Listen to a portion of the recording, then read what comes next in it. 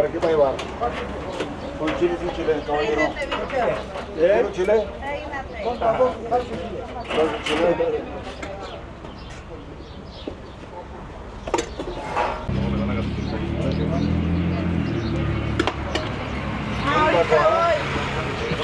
Ay.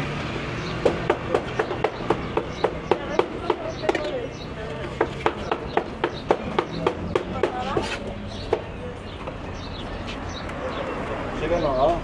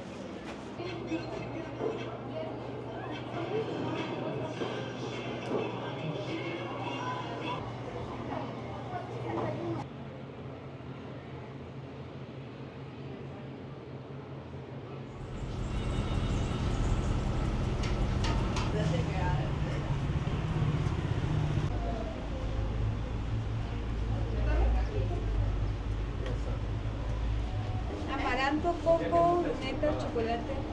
Amaranto. ¿Qué más?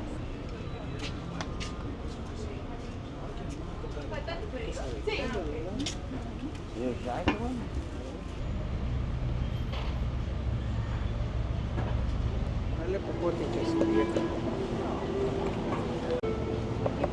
Tejuino es una bebida que lo hacemos con masa, piloncillo, canela, azúcar.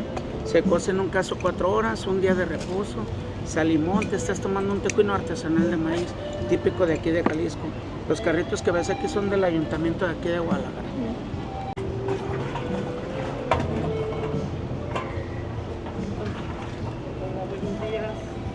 Buenos días. No hago nada más, no se asusten. Me pude ayudar. Ando comprando para mi insulina, pero no dejo ver. Todavía me faltan 300, es muchísimo. Y ando operado. Y me queda una paleta. No, perdone.